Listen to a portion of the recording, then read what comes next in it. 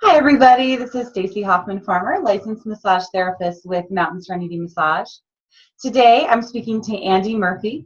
She is the Rock and Roll Shaman. So please check out her website, rockandrollshaman.com. Andye is a natural intuitive. She's descended from Celtic lineage, replete with intuitives and shamans who actually didn't want to manifest their ability. They thought it was kind of scary. So Andye is from a long line of people that have intuitive abilities, and she is willing to share some of that information with us today. She has trained with multiple energetic trainers across the world in the last few years since she started teaching and sharing her gift. She has, I can't even go through the list of how many names you have of people you've got. She's worked in so many things: crystals, tuning forks, you've been to Rainbow Mystery School, ancient Egyptian, teachings, herbal arts, all kinds of stuff. So a well-rounded energetic teacher and healer. So Andye, we are so happy to have you with us today. Welcome. Thank you. Me too. Thanks for having me. Of course. So is there anything I missed in how you obtained your background here that you'd like to share with everybody? I don't think so. I'll just kind of start by saying, like, I was the weird kid, but I kept following the weirdness until it landed me here. And a lot of what I do and a lot of what I want to always make sure that people know is what we do isn't special. It's something that everybody used to do. So for me, it's about remembering more of what we do rather than just training or reading books or waiting for somebody else to affirm for us. A lot of times we'll have these things within that feel very right, and I just was ballsy enough to keep following that. Which is great, because now you get to share with all of us, all this amazing work that you do. So that's fantastic. Following a gift is the hardest part. So it really truly is. Like, it's so easy to get it squashed that I think I just want to make sure that everybody knows we all do this. It's nothing special. It's just about following and listening to it instead of running from it. Absolutely. And I love the shift in the world today where people are really coming into their gifts. People are really recognizing they're there. And there's no choice. Bringing them in. Yeah, we're in that high consciousness state now. So that's fantastic. All right. Well, I'm glad to have you here today. I had a few questions outlined for Andye that we've been sort of thinking about the last few days. I know it's been a looser format for some of my other interviews, so if it flows, it flows. But I'm glad you're able to share your gift with us today. And I wanted to know, we've said a little bit about your background with your Celtic heritage and stuff, and that you followed your weirdness into your gift. Is there anything specific that you want to share about how you manage your work, how you work with your clients? I listen to what it is that spirit tells me to do. And I think that's what's different than energy healing and shamanism, which is my main catch-all of what I do. In shamanism, I follow the voice of the spirits. They're the ones who are telling me. It's their guides and angels who are offering the healing.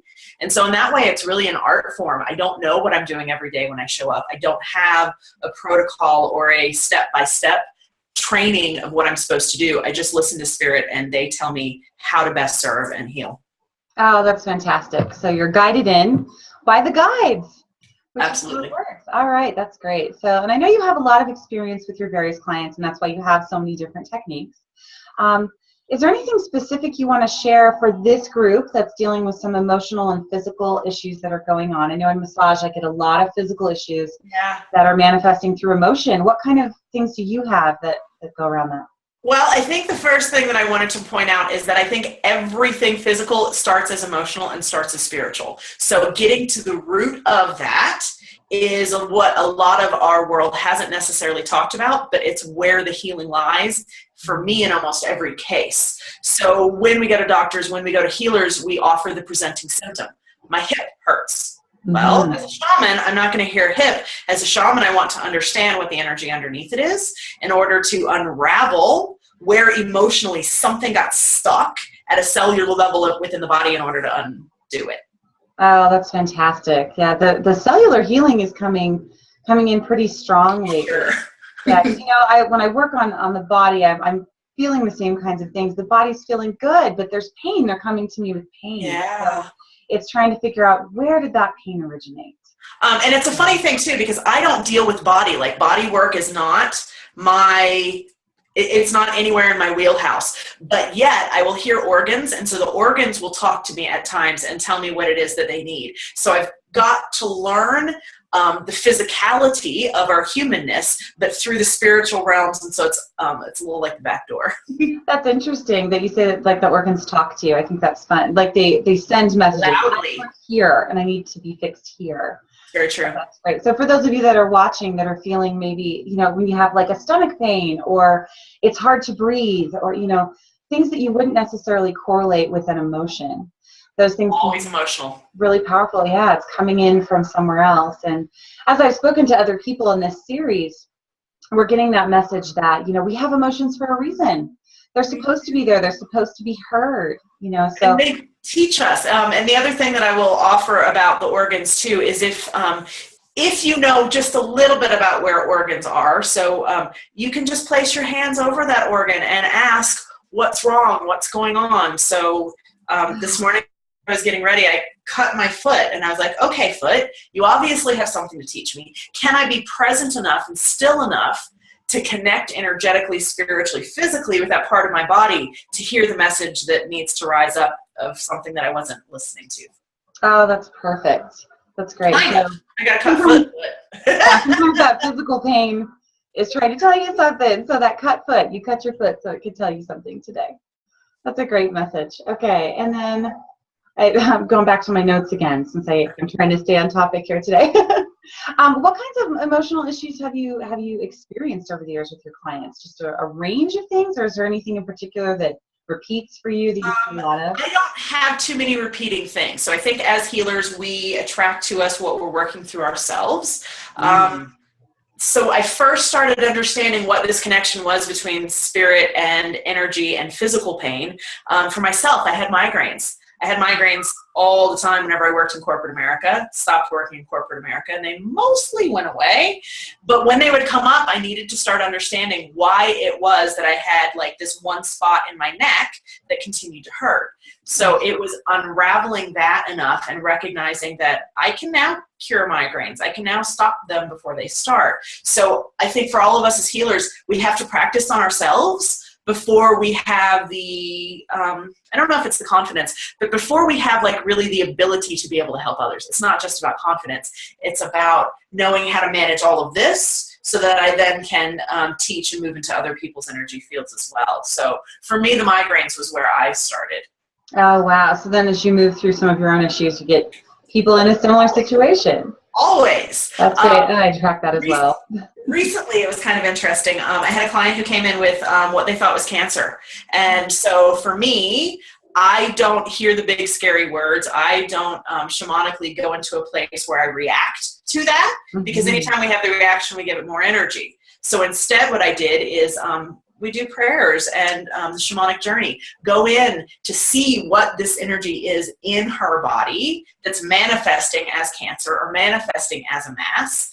And she sent me an email a couple weeks later saying that everything was clear. The doctor didn't understand what had happened, but not only was there no mass, but there was nothing that even kind of resembled cancer. So we can move things out when we're willing to really do the work of sitting with it. Shadow work is kind of the word that I've been playing with for her, it was shame. It was shame that had gotten stuck in her body and then created such a scary physicality to it. So all of the time when we have these fears, when we have these thoughts, when we have the emotions, they will really start at just kind of that spark level. The more we suppress the emotions, the more it takes mass, the more it takes form, the more it creates itself into a physicality.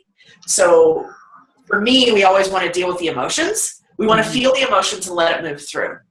I think anger is an interesting one that we don't always know how to deal with in our society. Absolutely. The explosive emotion that no one's allowed to feel. Right. But when we feel it, it moves through, it changes things. And even from the 5-element Chinese theory, anger is the thing that if somebody's hurting you, you absolutely want anger to show up. It will protect you. Anger will save you. So in our society, we have kind of a messed up version of what anger is because it's going to hurt somebody. But no, like anger is really kind of a really good boundary that protects us when we let it. That is an excellent point. I've never actually thought of anger as a boundary, but it absolutely is. If somebody's hurting you, anger is exactly the right energy that rises up out of nowhere to make that stop, right? Yes, and so many of us so many of us in the society today are repressing that anger. I know I had huge anger issues when I also was in corporate America for many years, and I didn't want to be there. So things were happening that I didn't really anticipate, and moving through that was such a profound change for me. And I can tell everybody out there, you may have experienced this as well, Andye. When I moved through some of my anger, my back problems started disappearing. I know back problems are really common with suppressed anger. And it makes perfect sense because in our society, we don't really understand that we can be angry without being angry at somebody. That's true. It can be an emotion that needs to move through. It doesn't have to be directed at anybody. So one technique that I like to do when I'm just feeling angry, I like to go to a pool and I like to scream into the water. You could do it in a bathtub too, I suppose. But like release it in a place where it won't hurt anybody, where it won't affect anybody, but just have to get it out of your body and give it a place to move through instead of getting it stuck or suppressing it so that it does manifest as something physical, ailment, sickness, disease. That's great. So I love the message that you're saying here with anger or other negative emotions, we should say, shame, guilt, fear. They're manifesting as a mass because we're not letting them go. Energy is fluid. It's expansive. It is. It's like a wheel. So all of if we look at the chakra system or any of the energies, our sweet liver regenerates itself every 7 years. So everything is in this constant state of movement. So anything that we don't let move or keep reaffirming, it becomes the block, it becomes stuck. And then the cells at the genetic cellular level, they have no option except to get stuck over and over until it creates. So look at all of the organs and kind of look at everything like a wheel, which has to be in constant motion, or an ocean or water, has to be in constant motion. And if we keep reaffirming that it's there or suppressing it, it has no other opportunity except to create itself as a little collection of energy and mass. Oh, that's incredible. That's pretty profound. So I know several people, maybe if you're dealing with something not as scary as we were saying with cancer. Yeah, no, it's not always that. I've seen, as a massage therapist, I've seen, lipomas, which is the fatty cells that create sort of a bulk in your skin. They're benign. They, usually don't hurt, but they're there. What are they there for? So what's going on if they're in your hands, your arms, your lower back? What are you holding on to? I think it's a wonderful message. Well, and I think that's even more lovely because it's not always scary. Our first reaction when we would feel like that type of a bump, and I've seen what you're referring to, we freak out. We automatically go to the worst, and so that fear actually amplifies whatever is there. And if we can get to the stillness and just be like, oh, you sweet little bump, what do we need to move you through, and what part of myself haven't I loved that allows that to release and dissolve itself in order to bring momentum back to it. Yeah, oh, that's great. I'm glad that you brought in love. I was going to ask about that. It sounds like your work is very much based in that higher vibrational love energy. So, with lower vibrational energies, anger, fear, shame, guilt, all those things, they're considered lower vibrational energies that keep us down here sort of in our three-dimensional body. But at the same time, we have to go through those physical feelings. And so I always want to be cautious that we don't say that the anger and the fear and the shame is bad and the others are good. To me, they carry different density. So the density of the lower vibrations will get more stuck. Whereas whenever we can bring in the love and the joy and the laughter. And for me, I know I was working on my own neck issue yesterday, and it was just acceptance. Really, can we find satisfaction with something? And my own personal joy and satisfaction will dissolve everything wrong in my body because I've raised the frequency of it enough, right? Ah, that's great. Yeah, so raising our frequency is really key also with this consciousness that we're evolving into. I've heard that over and over and over throughout this series, that higher vibrational energy. Then you are talking to the right people, sister. I agree. It's going to be a great series so far. And let me just share just a couple of ways that I like to raise frequency because I don't think it's highly complicated. I think it just takes a little bit of intention, a little bit of shifting our awareness to wherever it needs to happen. So Stacy and I were talking earlier, tuning forks. I love tuning forks, fairly easy to get a hold of, but tuning forks really, truly will work at a vibrational level to shift things, to shift energy, to, this is Mercury. So guess what? I'm speaking today. I wanted Mercury that was going to support the frequency of me communicating from a place that I could be heard and be clear in my messages. So tuning forks are an easy way. Crystals, another woo-woo, but really pretty way of being able to change frequencies and getting support from this loving universe that's all around us. It's not complicated stuff. It's really just about shifting awareness into the spaces that we feel better and remembering that's available to us all the time. Oh, that's fantastic. I love the tuning forks as well, that actually acoustic, verifiable frequencies. Yeah. We're all familiar with radio waves, right? And how they pass through the air. We've heard about that through AM, FM. This is just a different level, a different frequency. Tuning forks come in all kinds of different frequencies, as far as I know. Yep. So, and just using them to help get through some of your issues, raise that vibration. So that's great. And it's singing bowls as well. So I don't want to just say tuning forks. Yeah, tuning forks is what I have today.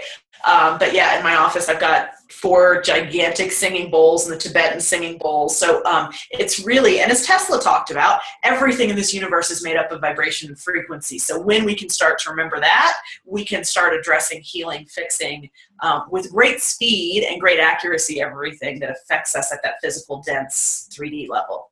That's incredible. That speed is really important too. I mean, thinking about the speed of sound is pretty incredible. I use singing bowls in music in my practice. Did you? So I do. So sometimes it's just nice to add it into the music and have a great vibration in the room. So some of you who've worked with me have seen that, as well as the crystals. I know the crystals throw some people off sometimes, but thinking, I like that you brought up Tesla as well. A lot of this stuff is verifiable scientifically. So it's not really in your energetic space.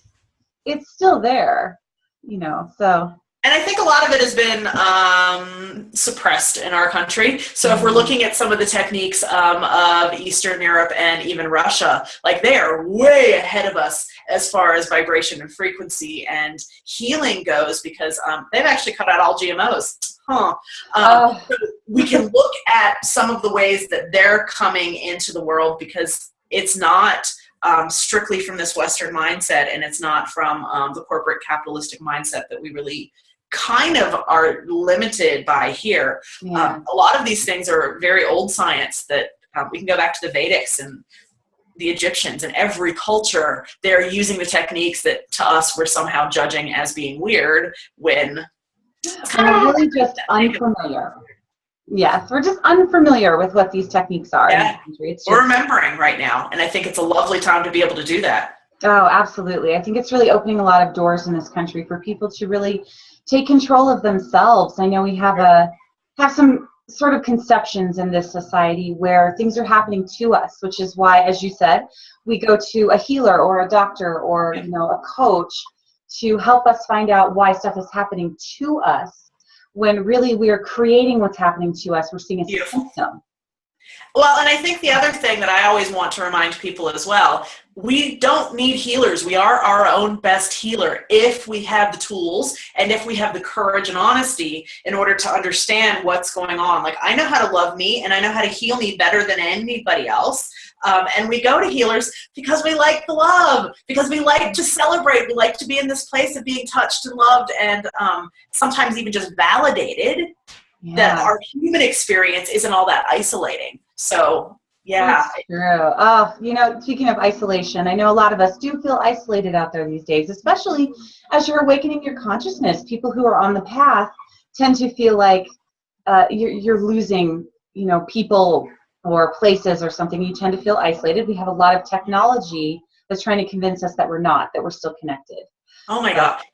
I'm kind of in love with what's going on in the world, because I do find online these communities are really on fire right now, with people feeling connected and being able to find each other across continents that we've never been able to do before. So the isolation, it sometimes can be around our immediate people, it can be around our immediate circles, and especially in families. I think anytime I'm dealing with any of this, like, my family is separate than my own healing, because there's all kinds of different triggers in those family systems that have to be dealt with very delicately. But as far as like my own healing goes, I don't ever feel alone, because I always feel very connected to spirit. And there's enough people in the world who are talking that we just have to be conscientious enough to seek that voice out so that we can feel more bolstered, supported, and encouraged in what we're doing, remembering, and finding within ourselves. Absolutely. That's a great message. I mean, feeling connected with the world over the internet. So, that's a great message. Well, and I think it's one of those things, too, that we have a tricky relationship with technology. We could say that it's doing a lot of bad things, but I keep saying, hey, guess what? Google is allowing me to expand my world in ways never allowed in human history before and connect with people. I had a 4-hour conversation with a friend last night. A decade ago, that would have cost me so much money it wasn't even possible. But so I really try to be grateful for technology rather than reliant upon it. It's allowing Stacy and I to do this today too. Come on. It's allowing you to be here, listening to us and remembering all of these pieces. So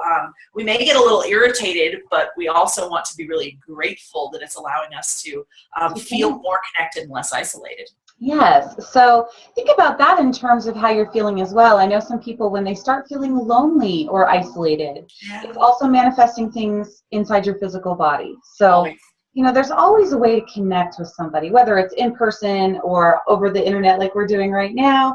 There's always a way to connect to somebody to help understand, listen to your own body, So as Andye was saying, you know how to heal yourself best. Basically, when you're going to a doctor or a healer or a coach or whoever, you're basically asking them to remind you that you know how to heal yourself. They're going to help you remember how to do that, which is great. So we're not really healing you.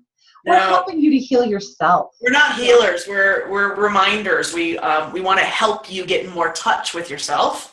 And I think it's a tricky thing that we are living in a society that defaults so much authority to doctors when doctors really don't know right now too, because so much of it is energetic. The doctors can't even get to it. So we have to be very cautious of not giving away our power when really I know my body and I know what this is, even if it doesn't show up on any test or any scan. Really trust yourself in that because you know more than they do. Yes. I'm sure many people out there have also experienced that moment when you go to a doctor and they can't tell you what's happening with you.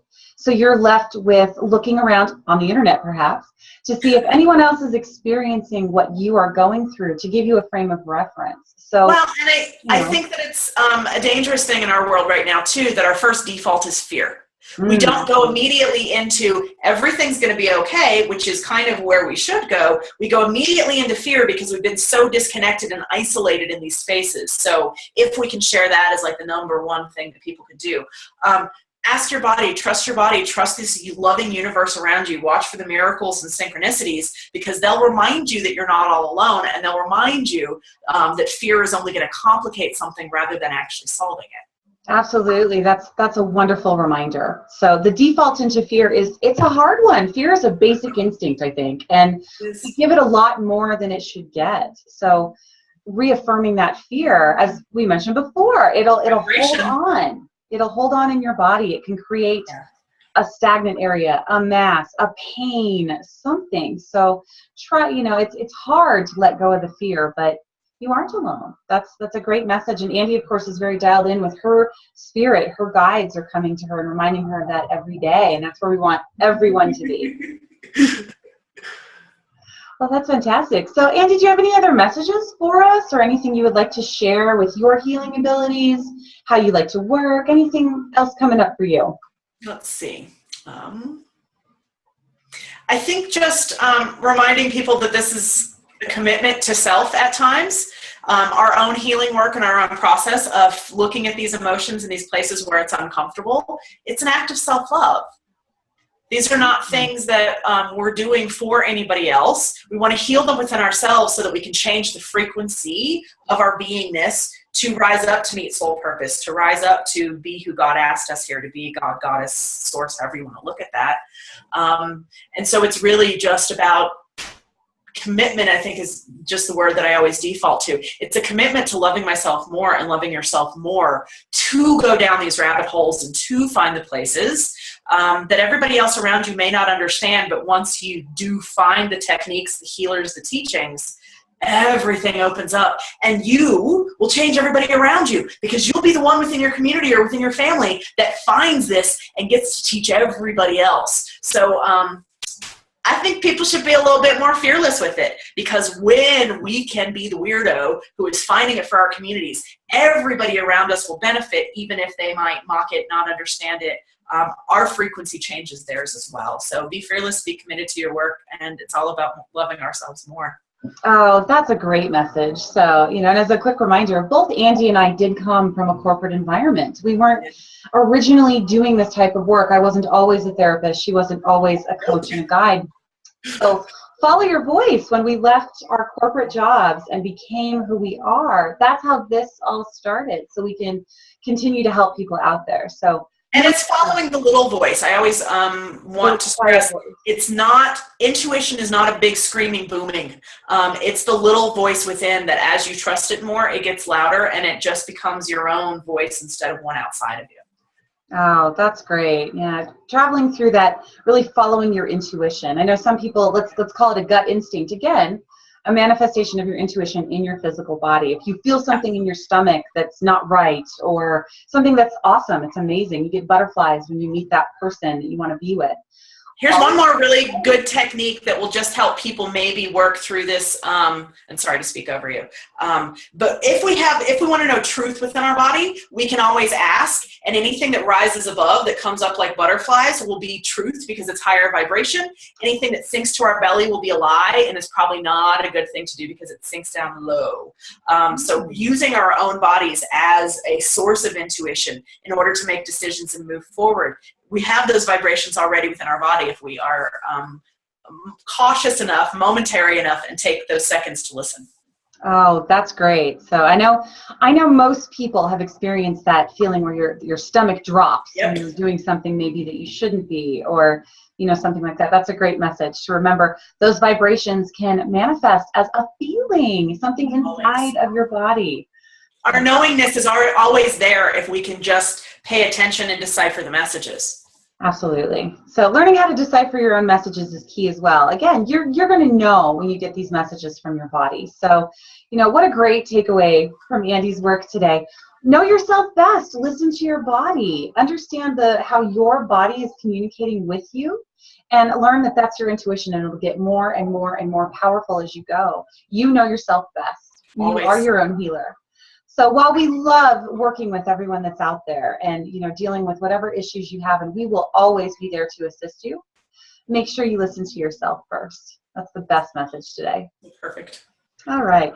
Well, Andye, thank you so much for joining us today. It was such a pleasure talking to you. You as well, my love. Thank you for hosting this and giving all of this information so that people can empower themselves more. Absolutely. And if anyone else would like to take a look at Andye's work, again, check out rockandrollshaman.com. You can see all of her wealth of experience, what modalities she's learned and that she works with, and hear more about her. I hear she has an upcoming maybe radio show going on, or some different promotions coming up. So keep an eye on Andye.